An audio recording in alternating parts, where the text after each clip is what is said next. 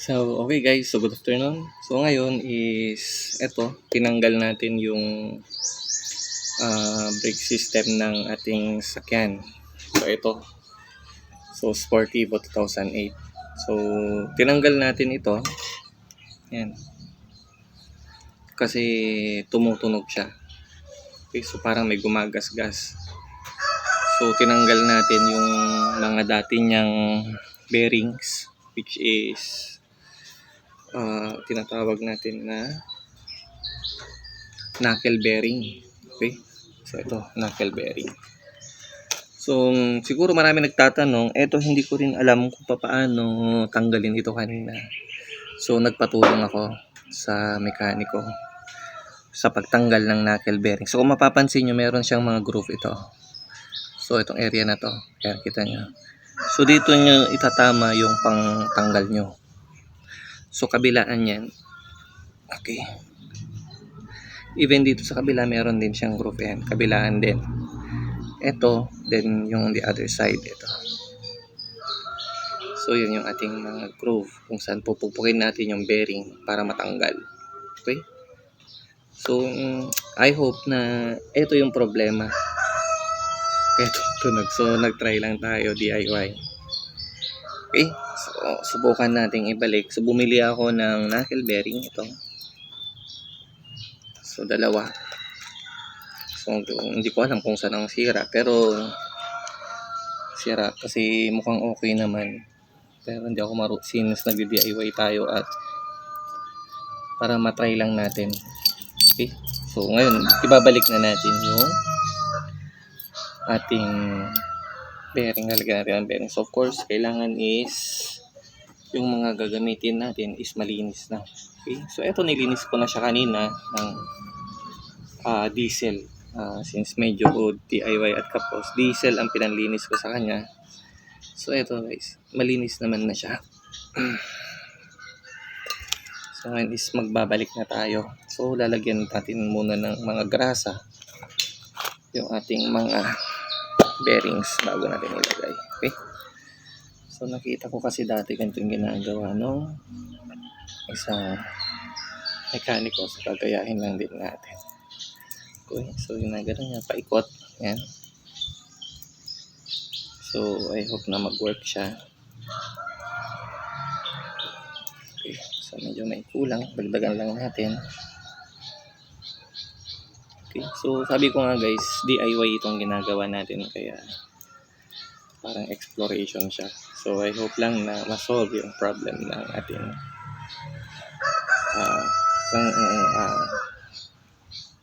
ating sasakyan. Okay. So, ganun lang. Then, siguro medyo ikutin lang. Make sure na malinis lahat yung gamit bago natin ilagay. So, eto. Patong muna natin dito. Then, eto is ilalagay na natin siya dyan. So, medyo lagyan din natin ng konting padulas doon. Para mas madali natin ilagay yung bearing niya. Okay, so meron din kasi siyang crown. So, ito siya. Okay.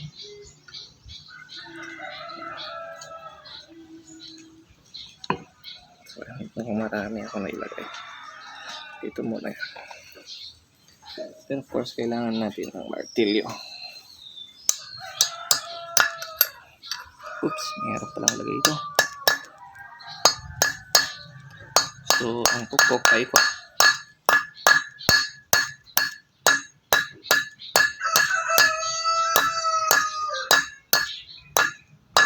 So, unahin natin ilagay yung crown. So, ang gagawin ko is kukunin ko yung dating. So, ito yung dating galing dyan.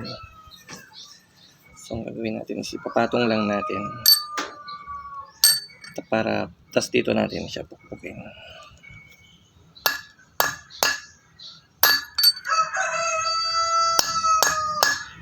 So, mas mahirap pala ang pagbalik kaysa pagtanggal. Okay, ingat lang din. Baka matalsikan tayo. Okay, so, din. Medyo Hawakan lang ng maigi guys, para hindi siya tumulas. Okay, so konti pa.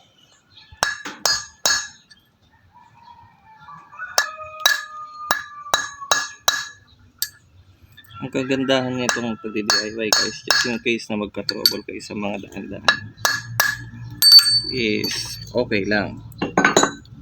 Okay, yun ang kagandahan kapag ka nag-DIY. So ang kagandahan pag nag-DIY tayo is, of course, hindi naman laging nandyan ang mga mekaniko. So ibig sabihin, just in case na magka-trouble tayo sa daan, so alam natin kung paano susolusyonan yung mga bagay-bagay.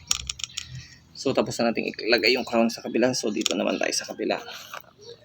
So magkaiba yung size ng bearing nito guys. Mas malaki tong isa.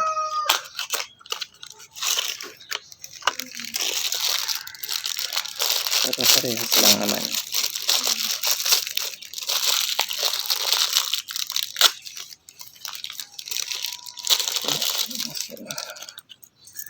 Unahin natin ilalagay itong crown.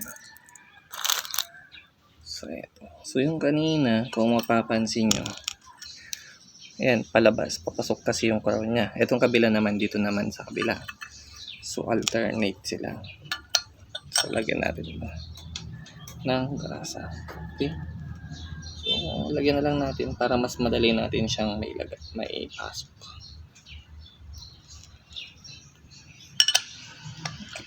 So yan. So ito medyo malalim yung location niya. Kailangan ulit natin.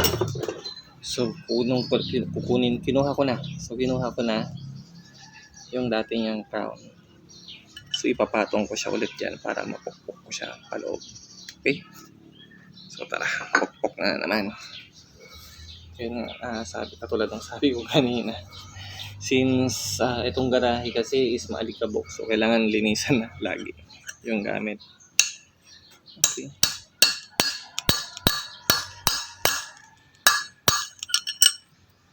So paikot lang. So pag naglagay tayo, paikot.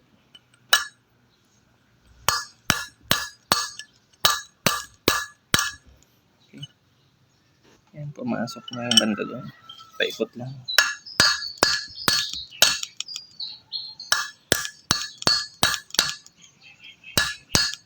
So hanggang sa ma-reach natin yung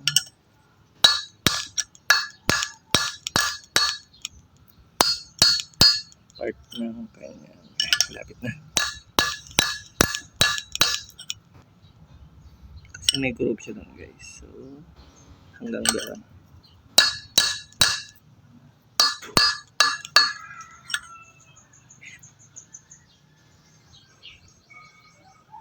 So pumasok na siya hanggang doon. Okay. So yan, nailagay na natin. Yung is since ito na pagagamit, meron na sana yung kanya. So ito yung natin.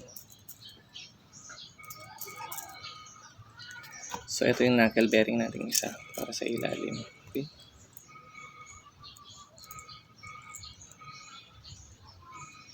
Yan. So lagyan natin. So talagang ang pagmemekaniko hindi rin siya madali. Mahirap ang pagmemekaniko. Kaya nga paminsan or sabihin na natin na huwag natin binabasta-basta yung ginagawa ng mga mekaniko kasi mahirap din siya guys. Matrabaho, madumi. Kasi syempre, kailangan katulad nito, gagrasa-grasa. Ayan. Grasa-grasa, tanggal-tanggal ng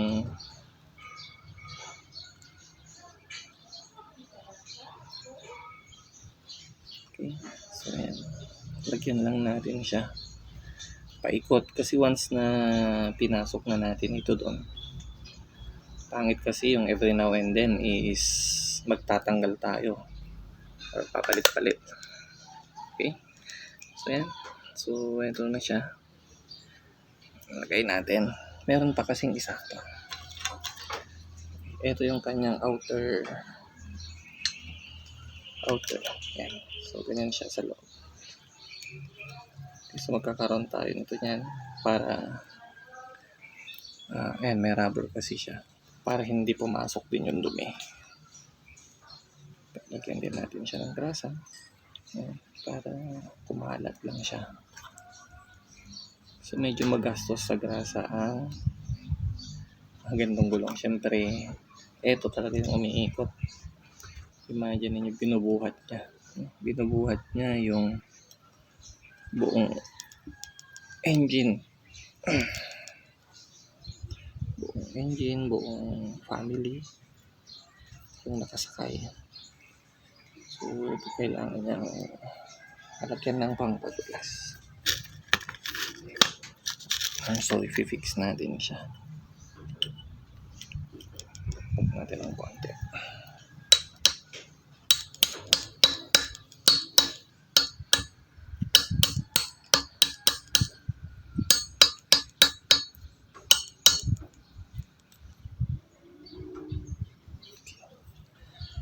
Ilagay natin. Messy siya guys, messy. Yan. So, na-fix na natin. So, ang gagawin natin is lagyan lang natin siya ng extra grease dito sa loob. Hindi ko rin maintindihan kung bakit kailangan may grasa sa loob. Hindi ko maintindihan kung bakit karamihan ng is naglalagay ng grasa sa loob. Okay. So, lagyan na rin natin. Kasi, syempre kung ano yan na tinanggal natin kanina, at least ganun din siya. So, naka-ready na siya. So, punasan na lang natin mamaya. Pag nailagay na. Okay? So, goods na to. Lipat na tayo dun sa ikakabit na natin. Linisan ko lang guys. Sayang. Okay? So, I hope na itong ginawa natin is ma-solve yung problem. Okay. Sige. So, talaga, lipat tayo. So, doon guys, ito yung gulong natin. Yan. So, okay guys, dito natin tinanggal yon. So, ibabalik na natin siya dito. Nalinisan ko naman na siya. So, ngayon, nalinis na.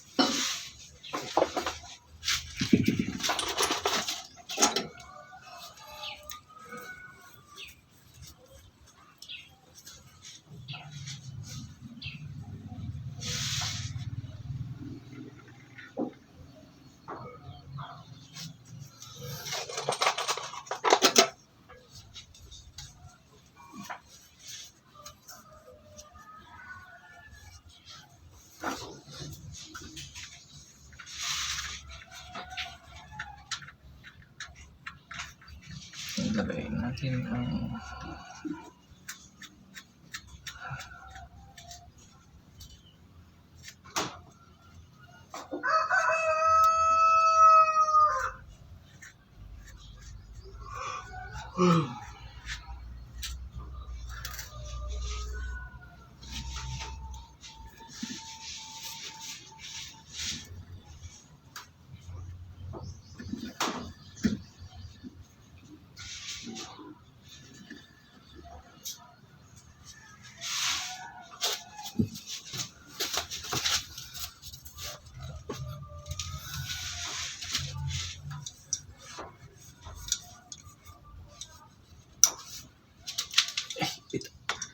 Ipitan na natin.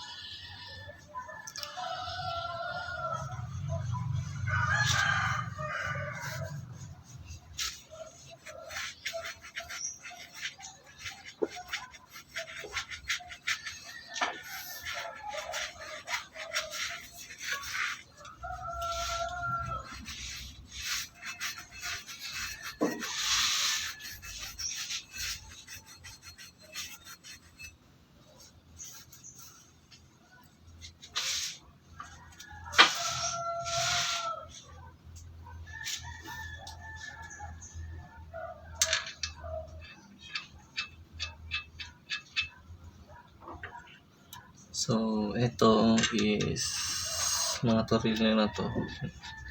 Kahit hindi ko na pala siya tinanggal. Sana. Kahit hindi ko na pala sana siya tinanggal. Machi-check na lang. Kaya ito, lalagay ko siya ulit.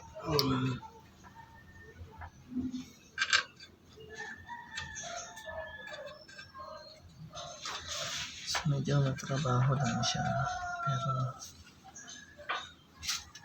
syempre, satisfying ito kapag gumana.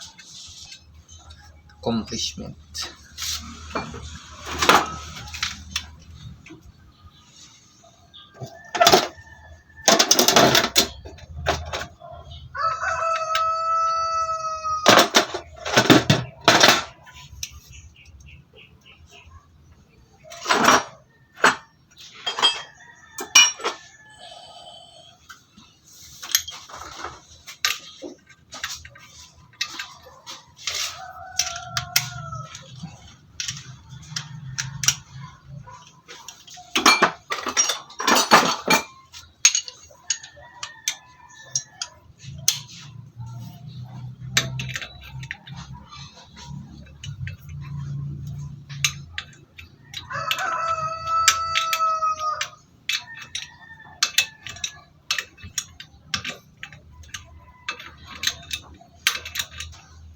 Even yung pagbalik guys, matrabaho din. So, pang nawala naman yung sayad-sayad niya. So, hoping lang na successful yung ginawa natin.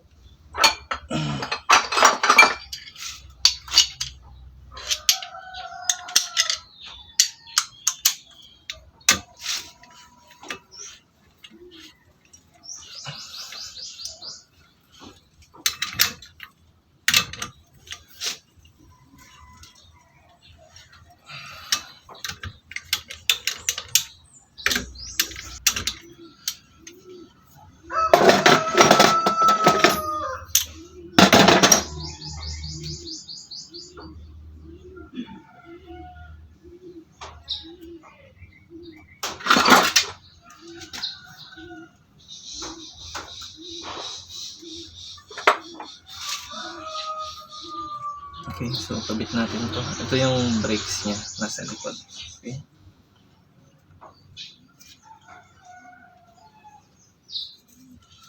So takpan muna natin ito. Takpan muna natin ito guys, konti para hindi madumihan.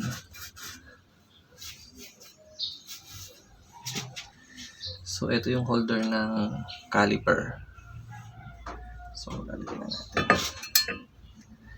Hindi kasi matatanggal ito kung hindi natin ito tatanggalin, kaya kasama natin siyang tinanggal. Ayan. Then ito. Okay. Matanggal na tayo.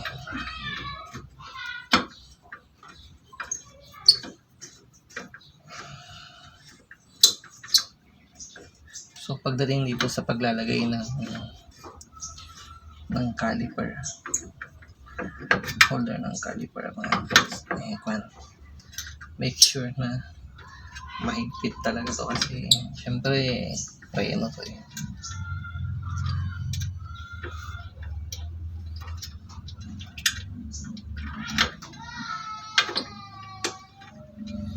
Okay, so tatanggalin ko siya ulit kasi nakalimutan ko itali yung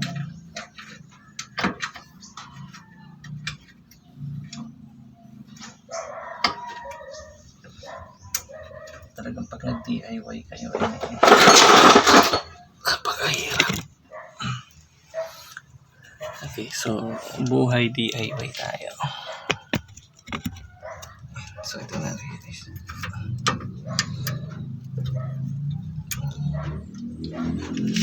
So kailangan natin siyang higpitan.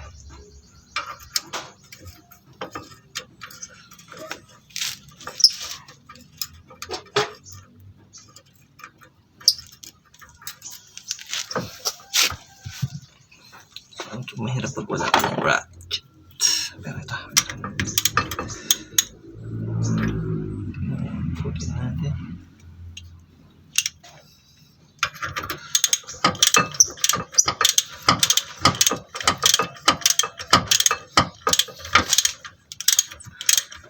Buhay. Okay, so syempre medyo mahirap kasi ito. So meron siyang dalawa. Ito at saka yun. So ito mamaya makikipagpuan to mamaya.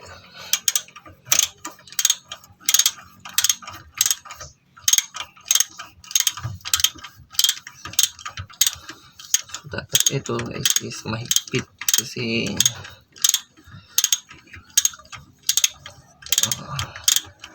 preno to eh.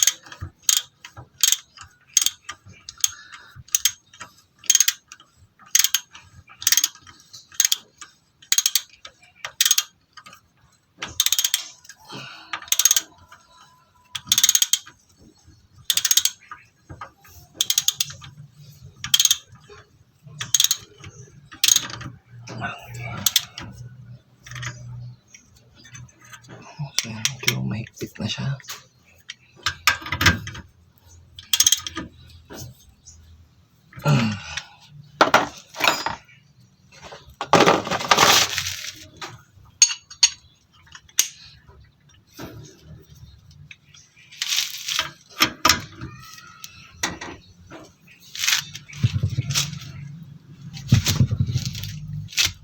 So gagamitan natin siya ng martilyo para higpitan. Okay?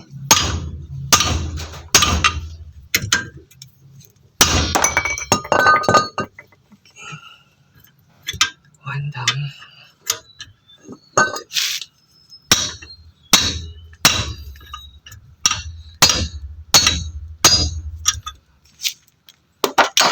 So, okay na.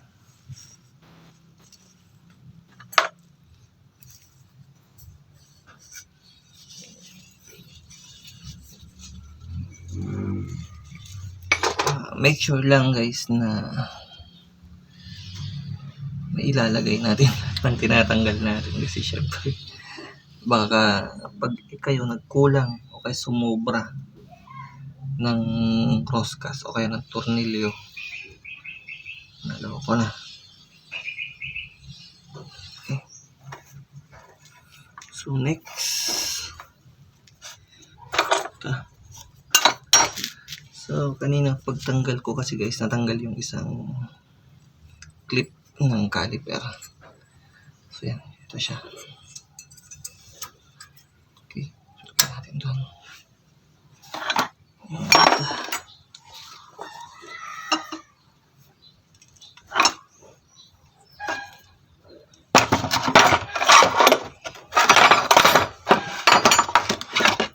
Okay. So, ito, yung dalawa nating brakes. So, para yung dati pa rin na setup niya ito, yung may bilog, siya kasi yung tumatama doon. So, lalagyan natin ito dito. Okay. Make sure nyo na lang na mag-fit siya.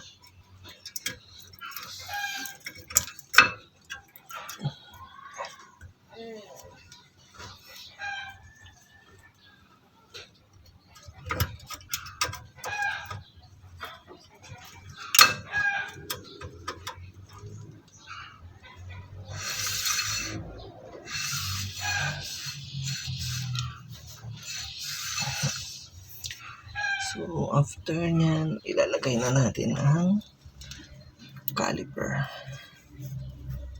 Okay. So, ito yung ating caliper. Ganyan siya. Pero ito, bago natin siya ilagay-lagyan ulit natin ng grasa.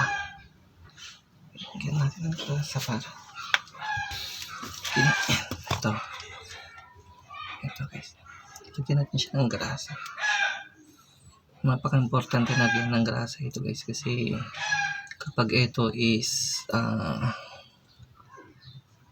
hindi na siya madulas. So, ibig sabihin kaya nag-stack up yung ating preno. Okay, yan.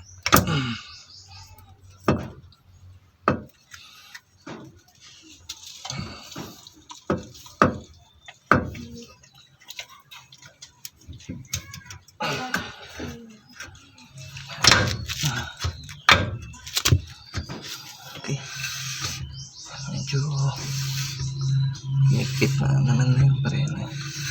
Okay, kasi mamaya mag-a-adjust yan. Okay, so yan, next. Pag nilagay na natin yan is okay, so itong caliper kasi meron siyang dalawang holder. Ito, dito, tsaka yung doon. So, same with this, lalagyan din natin siya ng grasa. Para sa ganun is maglalaro din ito. Okay.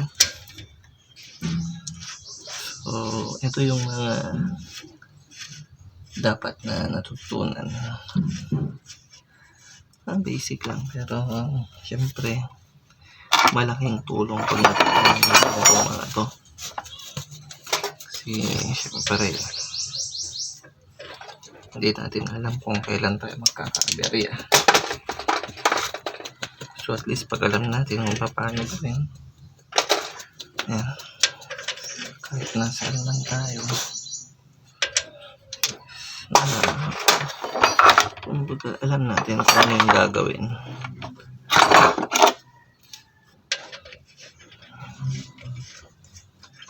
So ito, hindi ko siya masyadong hinihigpitan. Bali hand tight lang ang ginagawa ko dito.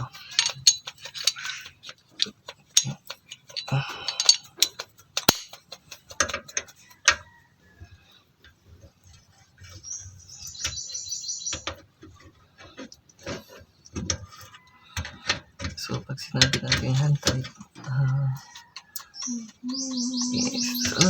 ganun lang.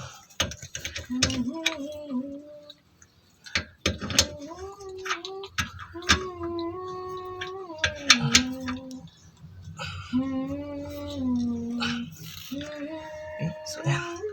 Fix na siya.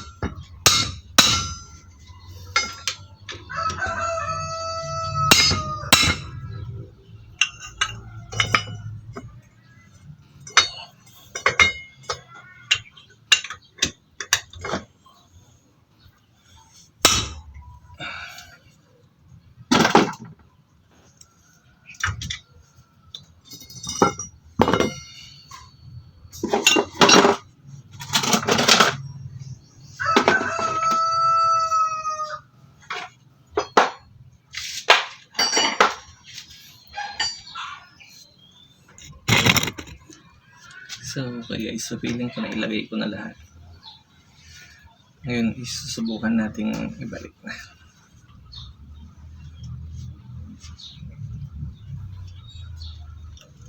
So, ito, meron pa akong hindi nilagay. Okay, ito.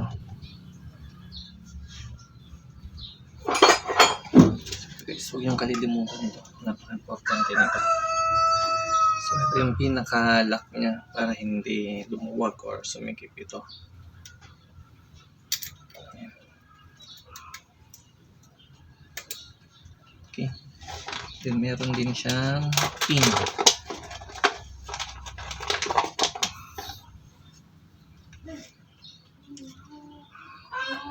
Okay, so, ito siya.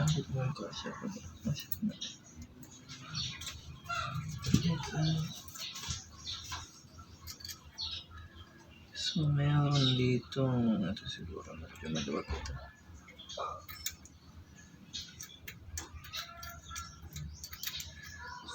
ang gagawin natin, ihanap natin yung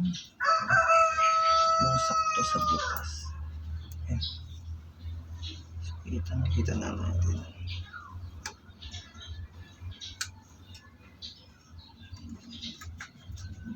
Problema masyadong maliit.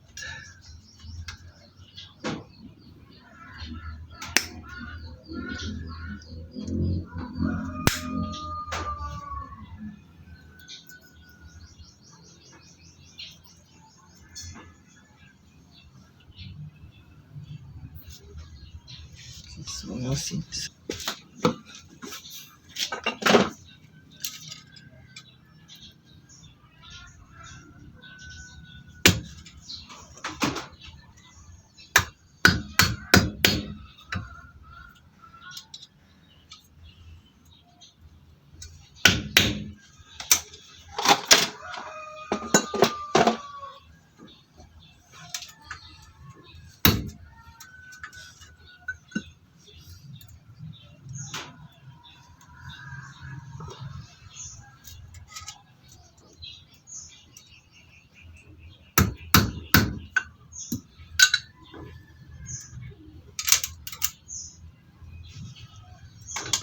so all goods.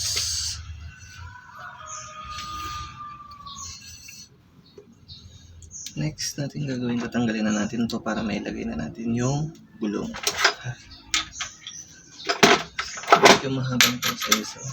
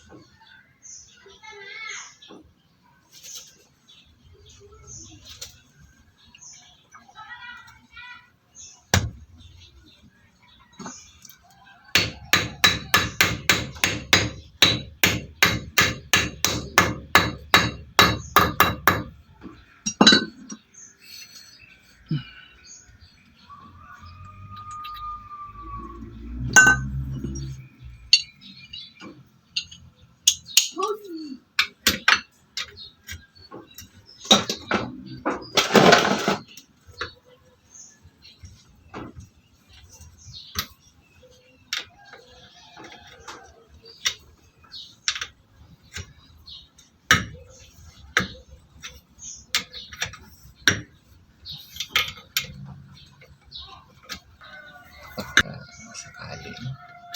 Okay. Or kung sakali magta-travel kayo, at least kayo na ang magkukondisyon ng mga sasakyan. Okay, so yun, tapos na ating ilalagay na natin ang gulong itibo.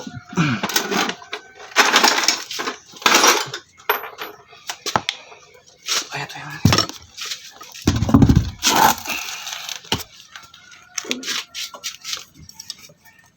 Oops.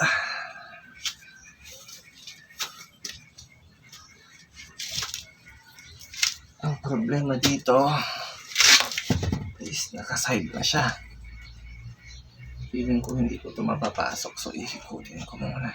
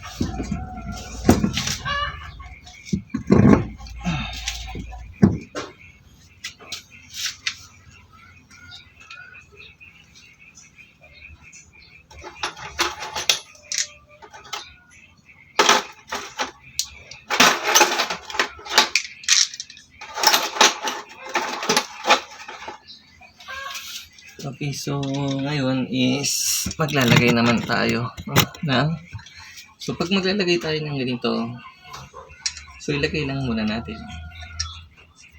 Okay, lagay muna natin lahat. Ayan, so kung mapapansin nyo, yung gagawin ko ngayon is lalagay ko muna lahat pero hindi ko muna siya higpitan.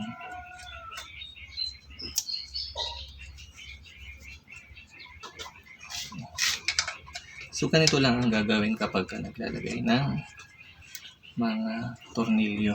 Okay? So, wag ay ng mga nut, bolt, mga roscas. So, huwag nyo muna siyang i-tight ng husto. Although meron tayo, so katulad na ito, higpitan ko na siya, guys. Okay?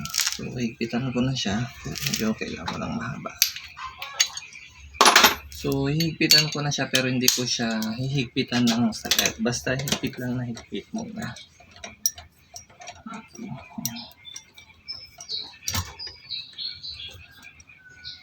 So, huwag nyo muna higpitan. Bali, ano lang, yung saktong papasok lang ng buong. Ayan. Makikita nyo namang kinakain niya yun eh.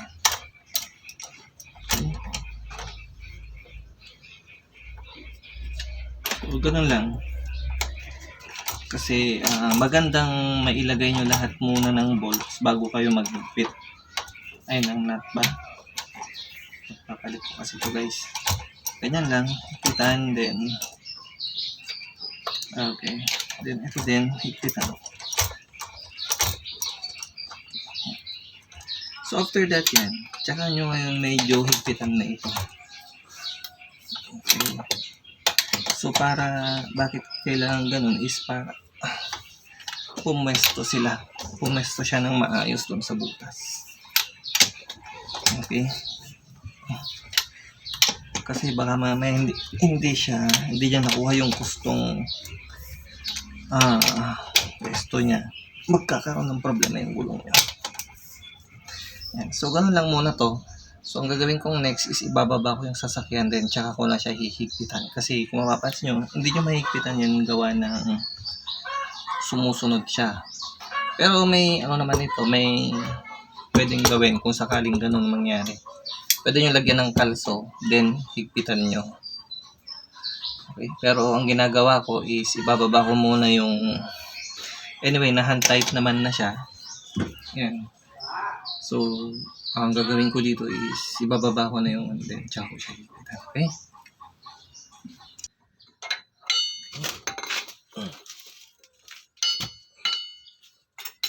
So, ito i-jack ulit natin siya.